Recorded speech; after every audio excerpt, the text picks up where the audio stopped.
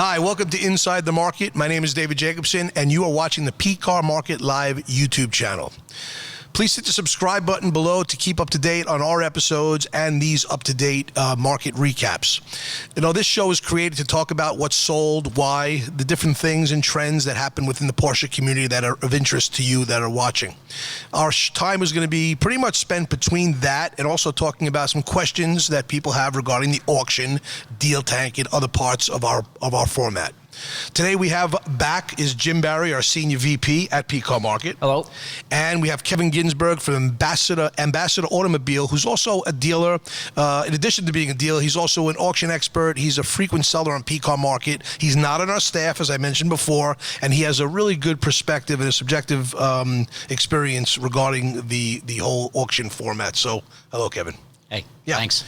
So let's just get right to it. We're going to start off with talking about the cars that sold. You know, a lot of people we have to say that the last episode went very well. The feedback was fantastic. Amazing. And we love it because we're doing this strictly to engage the community. We want the community to be able to ask questions. Yes, we are an online format, and a lot of times that means separation of communication. Yeah. But that's not what we want. We really want to hear from you. We want to hear from the people that are out there, the good things, the bad things, and the suggestions, and you know, regarding every aspect of the product that we offer. And one of the things we like to do is talk about the cars, why they sold, you know, why they didn't sell, and these are the important things that are going to help our product get better and also help assist the people in giving us what we need to get their car up there the right way. So we're going to start off with a 1997 Porsche 993 Turbo.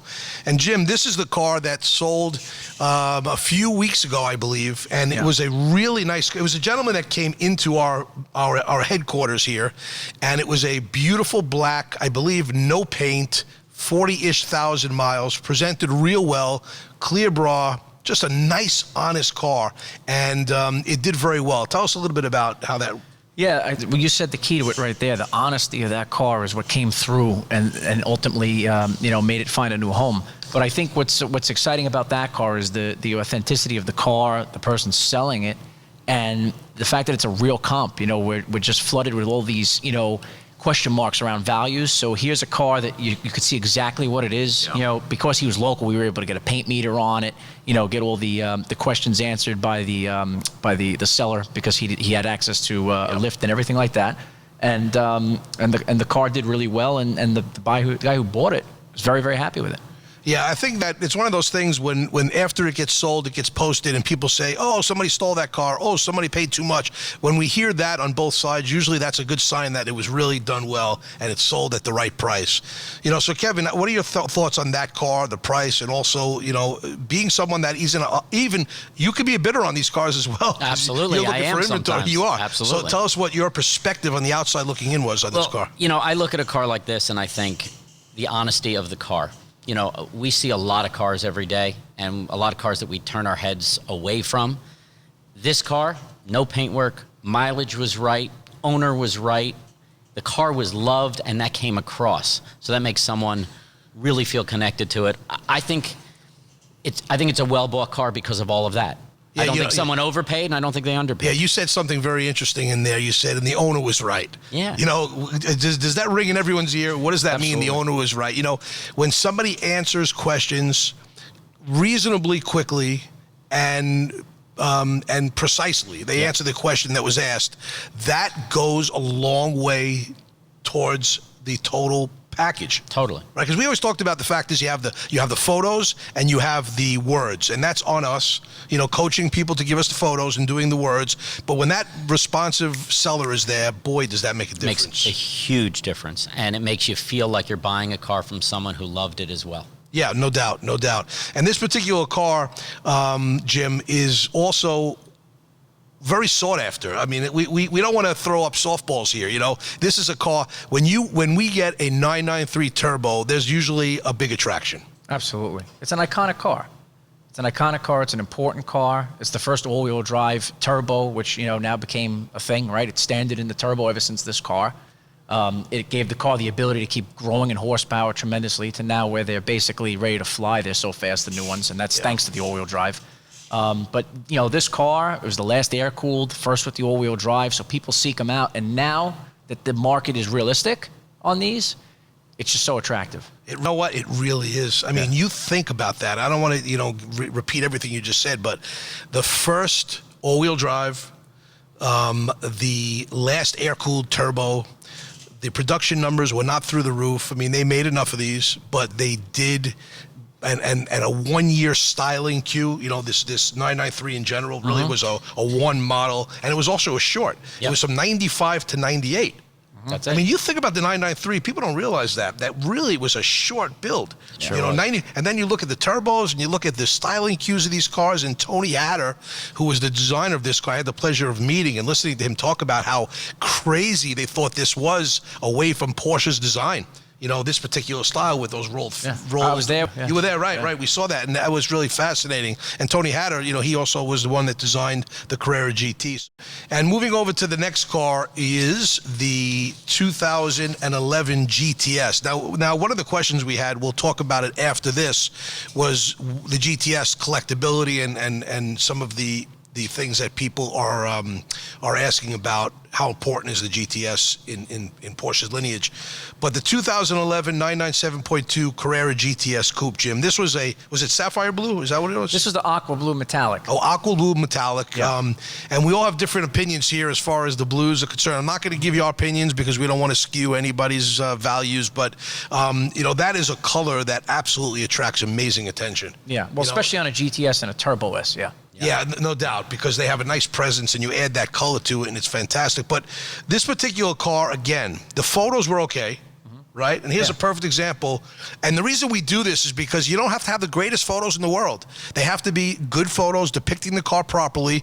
And we have photo editors that don't make the pictures look better. They just make the composition better so that you're looking at something that is more centered and it's a little bit easier on the eye and more professional looking. But here's a car that the photos were okay.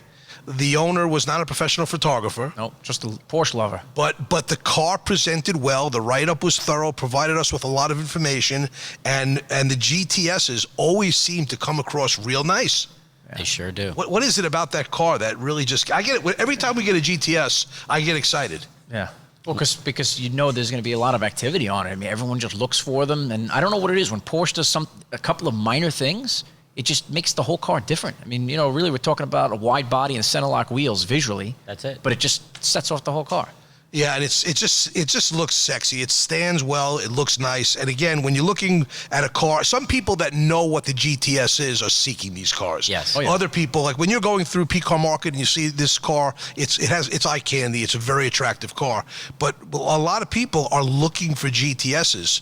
And do you find that to be true? Absolutely. Kevin? I have several people who call me and say, hey, find me this, find me that. And GTS is always at the top of the list. And why do you think that is? Again, I can't tell you, but my personal experience, I had a 2012 Carrera 2 GTS cab stick in gray, black leather, black Alcantara. It's the one car I wish I hadn't sold. Yeah. Something about the car made it special.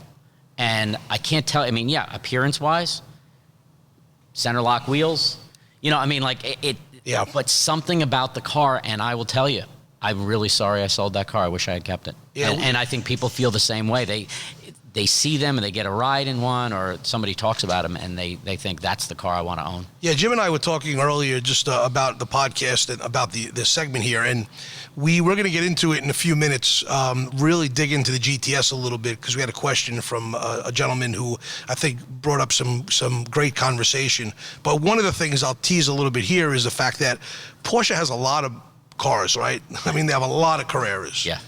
And one of the things that they did on this particular car is they added packages that brought the value up compared to its siblings, Yeah. the S.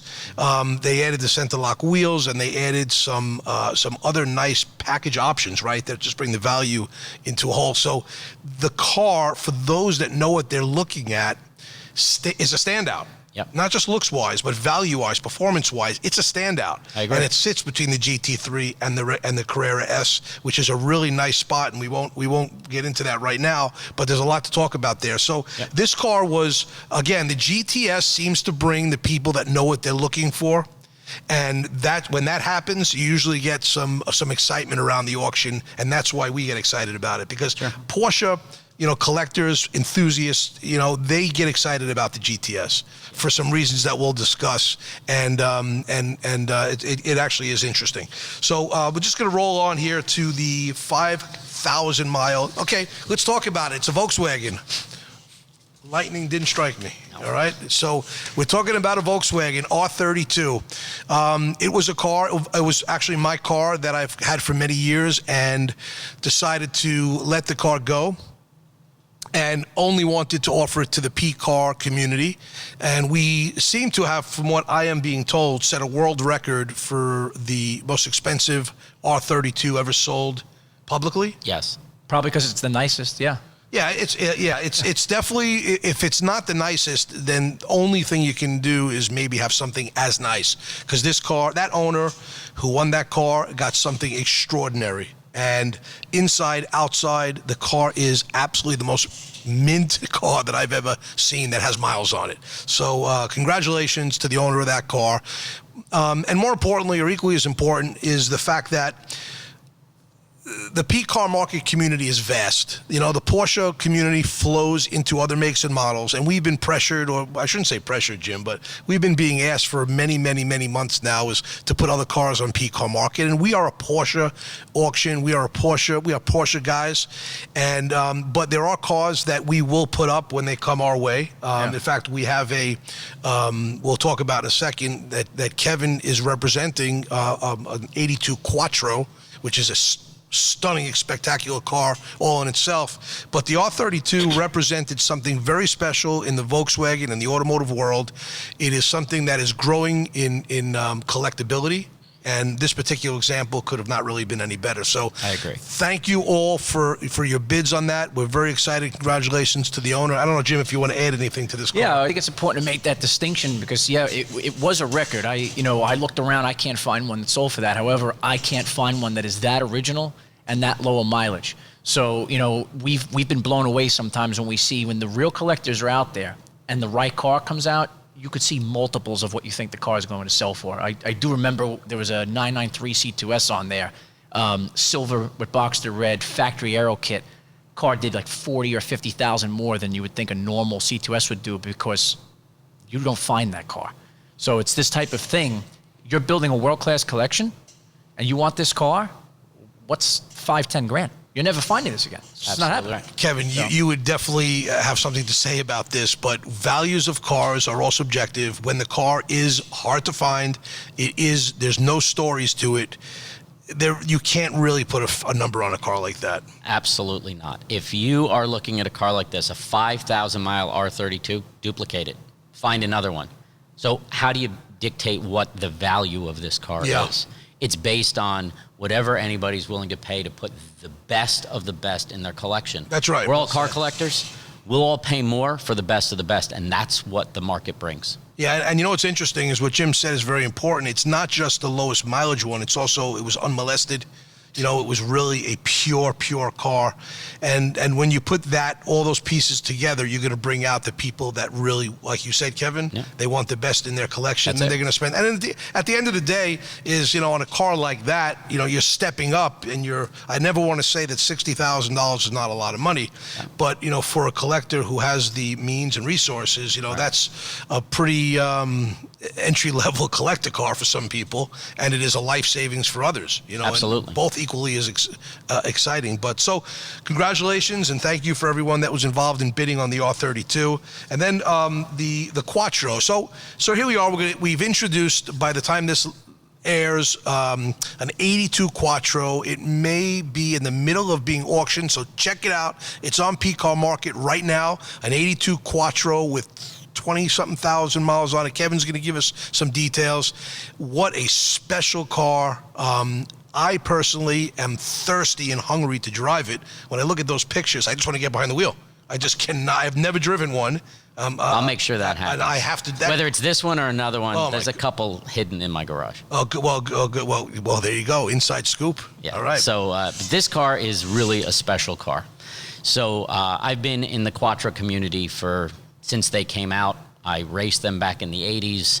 I was partners in a Porsche Audi Volkswagen dealer and was the guy to call about Quattros, and representing the original Quattro, German abbreviation So 560 some odd cars for U.S. production total. This particular car started, and U.S. production was 83, 84, and 85. This car happens to be a U.S. production 82.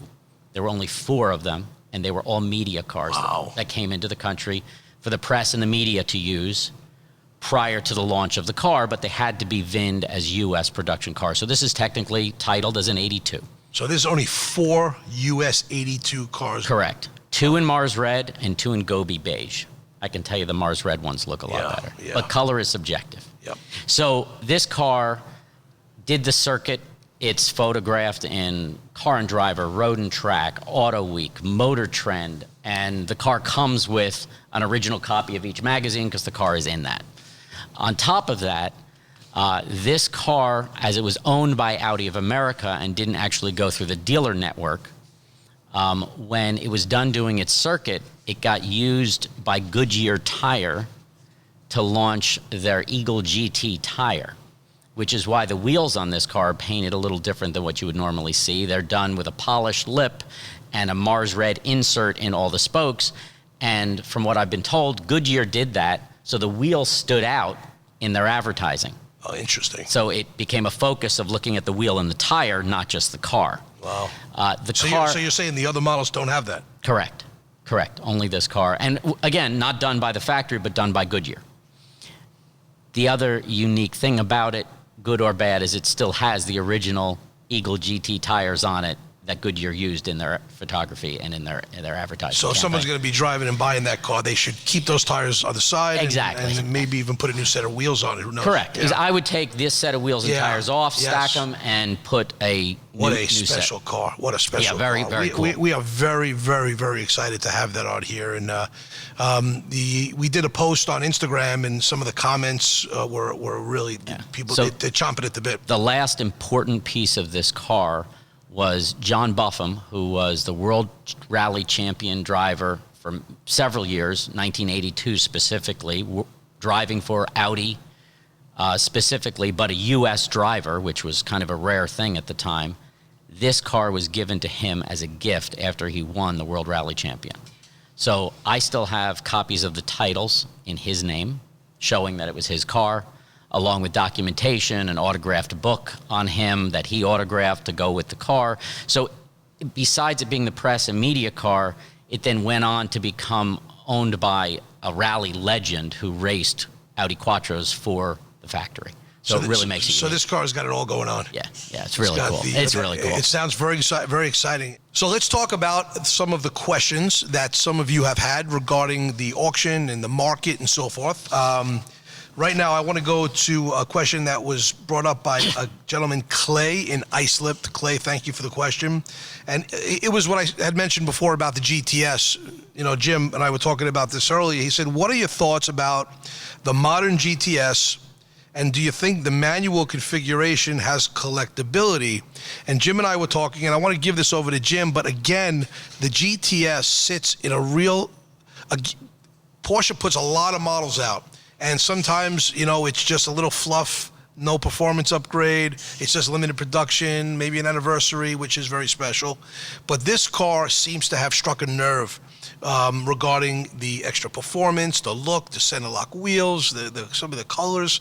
And it seems to be have got a lot of traction regarding the not only daily drivers, but collectors, and it's building steam. And every time one comes on PCARMARKET, we feel it. We feel the swell of interest in the car. So Jim, just tell us, the GTS, what really separates it? You were telling me some interesting things earlier. Yeah, well, one of the things we talked about that was like kind of on the topic but off of it was, what I find interesting is when Porsche is going into a new model refresh or redesign, they will come up with a variation, I guess, to maybe sell the remaining of the previous model. Right. But what I find is those cars become either reincarnated as future models, and the production line variants of those become the most sought after. So it started, in my opinion, with the 993.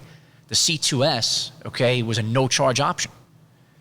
If you think about that, look at what a 97 or a 98 Carrera is worth versus a 97, 98 C2S is worth. They were the same price. Now there's about anywhere from a $50,000 to $100,000 difference in the cars. Incredible. So the GTS was the same thing. I remember now 2012, the 991 is out. Everyone's getting the new 911. You got these $120,000, $130,000 997 sitting there they can't sell. Or at least I remember them having a lot of incentives on them. Now, they're worth more than 991 GTSs if they're a proper car. Yeah. But back to what I said. So the 993, they introduced the C2S. They reincarnated it in the 997. C2S became one of their top-selling models. Now they took the GTS. There's a 991 GTS. It's one of the most popular models. So Clay's question was about the collectability. I do feel that any 997 and 991 normally aspirated manual, just from what we see here in the market, from our dealer experience, those cars are cars that people break the doors down for.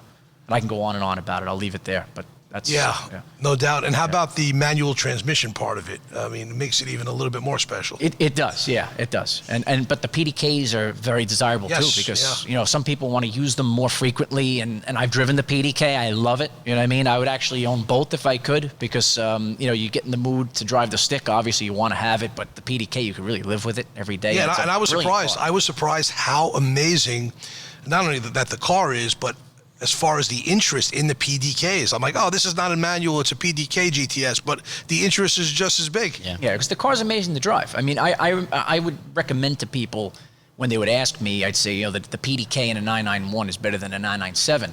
But the first time I drove a 997 GTS with a PDK, something was different. They did something with the software, the gearing, something. That car is special. In the 997 GTS with the PDK, like this one that sold last week, the aqua blue car. 997 car. Yeah, well, you got the talk about steering as well. Yeah, the steering. Well, the 997s, obviously everyone's seeking them because of the hydraulic steering. It's the last analog 911, according to many. The size of the car, there's really no artificial sounds and feels. The 991's a great car. I love it. Yeah. But the 997 is, to me, a direct descendant of the 993. Those two cars are very, very close in a lot of reasons. So the 997, PDK or stick, if GTS model with the hydraulic steering, probably one of the real true sports cars ever made by Porsche. Would you say? Because of the size of the car. Yeah. Again, with the power, the center lock wheels. We're big fans of the car. And, to answer Clay's question, we absolutely believe that the GTS is going to continue to be very sought after and very desirable for many reasons that are legitimate. It's not just a trendy, little fancy little car. No. There is some meat and some serious backing to than just some paint stripes, Yeah, exactly. So, Clay, great question. Thank you for that. And we're big fans of that car. And I personally believe if you take a stick GTS, as time goes on, that's going to be a major car to have in a collection. I really do. Totally agree. And so let's talk about something that I know we're all going to have an opinion on. And it's really a two-tiered question by a gentleman, Michael, in Houston, Texas. And he says two things about paint. Number one was paint to sample colors. Are they worth it? Now, I'll start off by just saying this, and I'll pass it over to you, gentlemen. But listen, if you have the ability to get a paint to sample car and personalize a car with your color, more power to you. I think it's fantastic. It makes the product interesting. And the reason why Porsche charges so much for it is not just because it's an expensive process, but I believe it's because they see what they sell for afterwards, and Porsche's like, hey, we're not fools. You want to take a car that, listen, we look back at history, there are some cars that could sell for 50 to 70 or 100 grand extra, maybe 20% of the car's value because of a special paint job, color combination or whatnot. So paint to sample can be a very good investment. And it also makes a car very special, but it also, depends on which paint to sample. Is it something that you particularly like that's not going to be too popular? And is it going to be something that is very popular and there's going to be fights for it when you put it up for sale? And then there are paint to samples that people don't even realize. We have a car downstairs here that was here for a long time that was a paint to sample. I don't mention the color just in case the gentleman's listening. It was beautiful. But the paint to sample looked like almost 10 other colors you can get from Porsche, but it was a paint to sample car. So paint to sample, in my opinion, is a great option for many reasons, but just pick a color. If you're doing it for your own personal taste and you don't care about value, go for it. Make it any color you want. But if you're really thinking about making that part of the car's future value, then I really think you're going to have to just be a little mindful of what PTS color you use. Yep. So, Kevin, what do you think? I think paint to sample is great. If you want it to increase the value of your car, pick a retro color. Yes. Pick a color from the 60s or 70s that Yep. Porsche offered then, they don't offer now. That's going to make your PTS car more Isn't that valuable. interesting? When you go to like a 356 color or Yep. early 911 color, how cool they are. Yep. But I will tell you this. Be careful here. I don't want to insult anyone's car, but when I look, certain cars don't work. Like when I look at some of the Mexico Blue or Riviera Blues and you put them on a G-body car, it just doesn't work for me. You know what I Right. mean? It's a subjective thing. I You're don't know. right. I don't know why. It totally depends on the car. But it looks and great the on color. it. But it looks great on a 993. Exactly It's right. killer. But it also looks good on a. It's really a matter of taste in particular. I'm sorry, I didn't mean. No, you're absolutely right. The shape of the car dictates what color really looks good on it. And again, color is subjective. I mean, you may love something that I don't like. I may love something. Yes. But from a value perspective with PTS, if you pick some obscure color that it's the color you love, that's great because you're building the car That's for right. yourself. Yeah. But keep in mind, to the Porsche enthusiast, they will pay more for a color that Porsche used to use that isn't available now versus a color you picked just because you liked it. That is an excellent point. I wasn't even going there, but that's a very, very, very good point. So don't pick a PTS color that is of your curtains in your living room. Right. Because that's not going to serve you well. No, unless you don't care and you want it Unless because you don't that's what care. you love. Yes. That's fine. Yeah. Well, it's funny because the PTS became such a big deal recently, especially with social media. Yeah. It's blown up.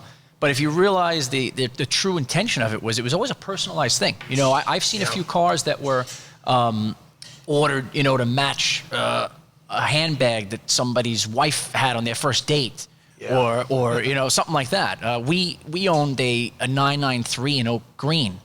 And when I found out the backstory on it, the gentleman who ordered the car, he served in the military in Europe, and he had a G-body in oak green. It was a factory color at the time with Sensatec cloth seats.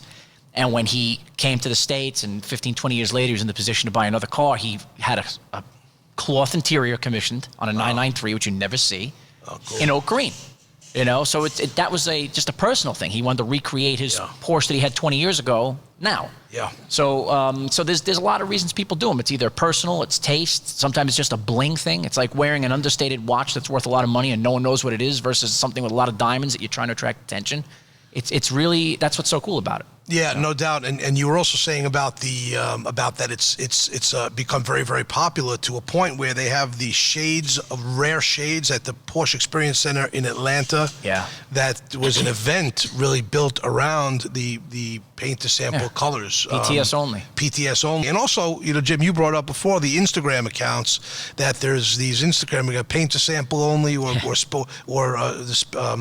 When they're the for sale. exclusive manufacturer.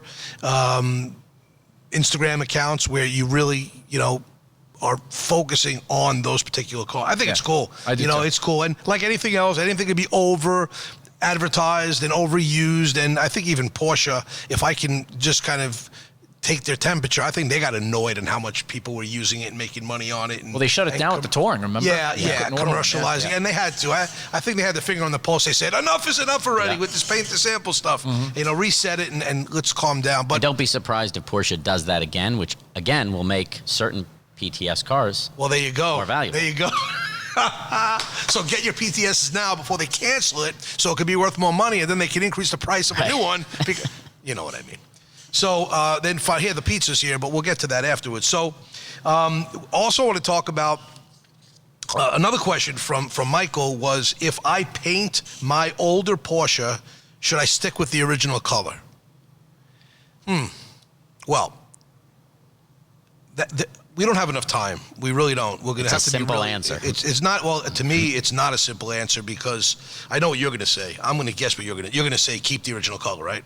I know you. Yeah. You collector guys. You're all the same. original. I know. But here's Jim and I were talking about this in depth. And I'm not going to disagree with what you're saying, but I'll give you a perfect example. You know, we have a 58 Speedster that pretty much most of them were made in white, right? Yeah.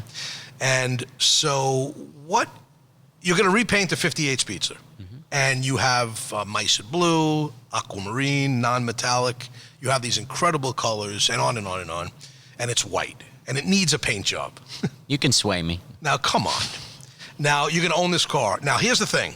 We're talking about doing something for yourself and doing it because you enjoy it, and doing the car in mice and blue with a red interior. Maybe it was white with black, or maybe white with a...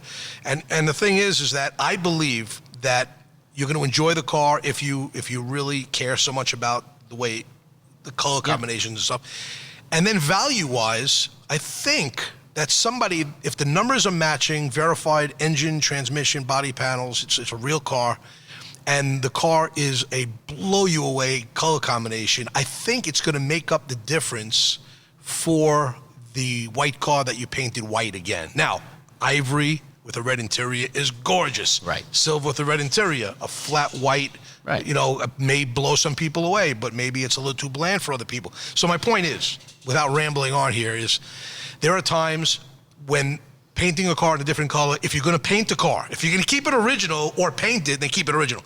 But if you're going to paint your car anyway, and you can make this some spectacular color combination, always having the ability to bring it back if you want to. And then you look at the G-body cars, and I want to stop here and hear your thoughts, but the G-body cars, to me, they're not expensive enough where you're going to keep the color. Maybe you want to get a little creative, knowing you could bring it back. But if the car becomes, if a $40,000 car becomes $150,000 one day, and you want to bring it back, paint it for $15,000, $20,000, $25,000, a nice paint job, and on and on and on. So there's a lot of different opinions on here, Michael. And that's my perspective on it. And I can go on and on because there's so many. It depends on the make and model and year and condition. But you're right. You're absolutely right. Jim, what do you think? Yeah, I just think everyone's so value conscious, you know, because if you look back in the day, people just repaint cars, you know, to make them happy. So you can't just throw money down the toilet. You have to, you know, think about that. But at the end of the day, if you know you're blessed and you work hard and you deserve it, paint the car the color you want it to be. Right. Don't just put another color because of money, unless you know you're going to sell it in the very near future or what have you. But at the end of the day, it's about enjoyment, and you should do what makes you happy. But don't you think that if you paint a car in its non-original color, that there are cases that the car could, because of how nice it looks, could make up for eye appeal? The eye appeal. Absolutely, could make up for it? and that's 100% in a case if it's a car that's going to be like a driver. Yeah, I mean, maybe if it's going into a collection or a concourse where it's going to get scored. That's different. That's different. Story. But if I'm going to get myself a Speedster or a nice car to drive around on the weekends and you know, go to a yacht club or go to the golf club, whatever I'm going to do with it, and driving a pretty blue car with a red interior puts a smile on my face versus I'm going to put it back to a color that maybe I consider boring, absolutely I would change it. And I think that the next guy will appreciate it, and he's not going to discount the car for that either. As long as the paint job is done the right way. Oh, that's right. And that's without saying. It's a prerequisite. It's a prerequisite. No, but a lot of, you have to mention that. You have to mention it people, because they throw money away on a bad paint job. Better off not doing it. If you paint a car a different color, make sure that when they pull out the rubber grommets and they open that car up and they pull back the carpets, it's painted correctly, so it looks like it came from the factory in that color. The paint job should be commensurate with the value of the car, the quality you're starting with, and the value of the car is going to be affected greatly because of that. And I'll throw in, I know it's a different conversation, but if you're going to change the color, it's a good excuse to maybe go do a full-blown hot rod. Yeah, you had said that before too. And I even say this to you. That's a conversation for another day, because that is going to be a really good episode of Inside the Market, where we talk about when do you hot rod it, when do you not. Right. And when I was talking, good topic. Oh yeah, it's a great topic. I was talking to Rod Emery and I was talking to Bruce Canepa, and they were talking really about when they choose to turn a car into. There's some criteria and some things they have that has to be wrong with the car before they'll actually go in a different direction than bringing it back to factory correct. So we'll talk about that. Michael, I hope that was helpful to you. There's a lot more to talk about there, but we have limited time here. I hope that was helpful. So we're going to maybe grab one more here, guys. Sure. Go ahead. Brian in New Canaan, Connecticut. Brian, thanks for your question.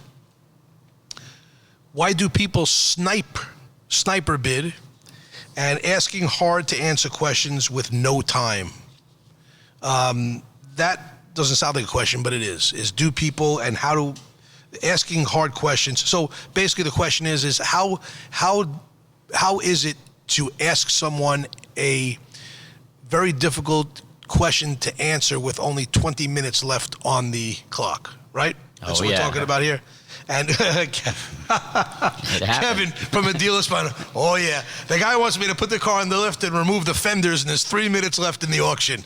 Now, I've done it. You've done it, but here's the thing, okay? Here's the thing. I believe that everyone should have all their questions answered the way that they need them answered prior to putting their hard-earned money on a car, no doubt. Yeah. But there's a fair way to do it. If you see a car 2 days before the auction's ending, ask the questions then. Right. If you find a car 10 minutes before it's ending, just by chance, maybe you see a post or a friend sends it to you, and you see the car, and then you have a question. First of all, you need to assume, if the car had paint meter readings, did I get that right? Yeah. Paint meter readings. And if it had a DME report and whatever, it probably would have already been on there. So you have to assume with 10 minutes left, it's not available. Right. So the people that say, I'd like to see a DME report, can you send it to me? And there's 9 minutes left in the auction. You should find an alternative way to bid on that car. Maybe private message, say, hey, I want to bid on the car. Could you assure me that this is it? Or make a global question. Could you at least assure me the DME is good? Because nobody's going to sell a car or expect you to pay for a car if they make a claim that is not true. Agreed. See, there's ways to handle yourself in the auction format that you can get answers you need and get somebody to make a commitment to you that is kind of binding without getting the specific answer if there's no time. Unless you just don't want to bid on the car because you didn't get your answer. Then you have an option to walk away from the car and wait for the next one or whatnot. So we have here, this is tough. We call it kind of auction etiquette, is just be respectful, because other people, and Jim, we talked about this before, will kind of almost sabotage. It almost seems like sabotage, where at the end of the auction, they're upset for some reason, maybe, I don't know why, when they just ask a question like, I'm going to give you a perfect answer, which is very disturbing. There was an auction where there were two guys bidding on a set of wheels. And I mean, boom, boom, boom, boom. It went on for like 20 minutes, $25 over, $50 over, $200 over, $100 over. The wheels went from, I don't know, Jim, what was it? From like $1,000 all the way up to $2,600, but small bids. Small bids. Yeah. And all of a sudden, after 25 minutes of bidding, the guy, one of the bidders says, oh, I think one of these wheels are cracked, and disappears. And the thing and the guy who was bidding was the high bidder, ended as a high bidder, and it did not meet reserve. Mm-hmm. What in the world is that? And he didn't even answer, was this information, do you know? I mean, listen, if that's true, no one should buy these wheels, and it should be it should be acknowledged. Yeah, the seller got right on it. He says, which picture are you referring to? The seller got he didn't even answer him. He didn't even answer him. He didn't respond. What it was, can you imagine being in a prize fight and just running out of energy, and instead of putting your hands up and saying, I quit, is saying, he just cheated, he should be disqualified. No, it was really poor gamesmanship. There's another side of it. And by the way, so I'm going to pass it over to you. I'm just saying, and I want everyone to just get the point here, is we want the buyers, the potential bidders, to get all the information they need. And the reason why people should be sharing information is to help their fellow car enthusiast, collector, whatnot, to gather as much information that is correct and valuable to make a decision, not to throw a bomb.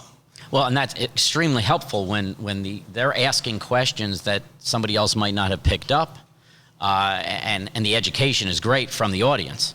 I had a circumstance where the guy bashed the car the entire length of the auction from day one to the last day and wound up being the high bidder on the car. Well, did you answer questions that satisfied him privately?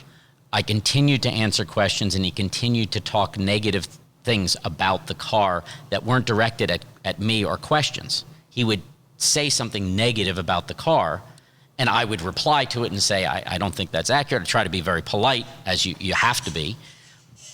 But my personal opinion was he was trying to scare people away from bidding on the car See? so he could get the car at a lower number. That is, again, there's a million different scenarios we can bring. We're just bringing people into the auction world of things that could happen here. It is fantastic. It is such a great way, a fun and a healthy and real solid way to buy a car when it's done correctly. And we're talking about the pitfalls and some of the things that happen where you need to protect yourself against, both buyer and seller. So, Kevin, thank you for bringing that up, because here's a guy that was saying bad things about a car as he was bidding, and then he wins the car, and he was saying bad things about the car the whole time. So is he trying to tell people to scare possible bidders' competition away while he's bidding? What a horrible way to do that. He didn't become a bidder till the very end. Yeah, that's what I mean. What I would hope. And then when I spoke to him, I would like to think better of humanity to think that someone would do that. I sold him the car, and I said to him, "What were you doing?" He said exactly that. He goes, "I was trying to scare people away from the car." Are you kidding me? Swear to God. Shame on him. Yep. Shame on you. It was really. Listen, he bought the car. Shame on you. But I was like, "Are you kidding me?" Seriously. It was really. It was a done deal. He wired me the money. He bought the car. But when he said that to me, I really wanted to say to him at that point, "Sorry, car's not available anymore." I would love to if you said that. And you know what? There are people that do that and don't bid on the cars. At least the guy bid on the car. So great job. That was a great job. Shame on you. Jim, any thoughts about that before we wrap this up? No, you guys answered it. I'll just take the sniper bid one. Yeah. You know, it's funny because I know why people sniper bid, but it doesn't apply in this setting because the clock extends for 2 minutes and 15 seconds. You know, sniper bidding is you're on eBay, the thing has 5 seconds left, you outbid the guy by $5 and you win it and he doesn't have a chance. Here, the clock's going to keep extending, and I'll put something out to the viewers on this. We had a really nice guy that I felt bad for. He lost a car because he waited till it was 3 seconds. He pushed the button, his internet, and then the clock ran out. He lost the car, and he called in. I even saw the authorization on his card, so I know he was being truthful. And I said, "Why'd you do that?" I'm like, "It's important to be there at the end, you know, because you don't want to lose a car for $250, but you don't have to wait till there's 5 seconds. Just don't have to. You don't have to do it when you're under." So just to clarify that, every time you bid, if there's 10 seconds left, it resets at 2 minutes and 15 seconds. Correct. So you don't have to wait till the last 5 seconds, because if your internet is slow or something happens, your computer crashes, or I don't know, whatever happens, it just gives you a chance to regroup if you bid with 2 minutes left or a minute left. Yeah, right? Exactly. That's it. And it's great that it does that. Yeah, there's no value in waiting till the last second. And I even had a personal friend, you know who it was? I had a friend of mine who was bidding on a car. Oh my God! And he actually lost. Did it twice. He did it twice. and he was one of those guys that said, "Hey, I was in there waiting for the last second, and it didn't go through." And I was like, "You banana, you have to wait. You have to bid with maybe a minute left, and then let it ride." Well, that's why it's important to talk about this here, because he was new, right? Never did this before. He's a perfect example of that. But he actually wound up with a great car. The third time was a charm for him. He did get a great car. Yeah. He's very happy. Yeah. And in fact, I have to call him. We have to go for a ride. Man, is that car beautiful. Yeah. So anyway, thank you so much, guys. Our pleasure. Jim. My pleasure. Always a pleasure. Love being here. Ambassador Automobile, Kevin, thank you so much. My pleasure. Thank you. And we will see you next time on PCARMARKET Live, Inside the Market, Porsche. Thank you.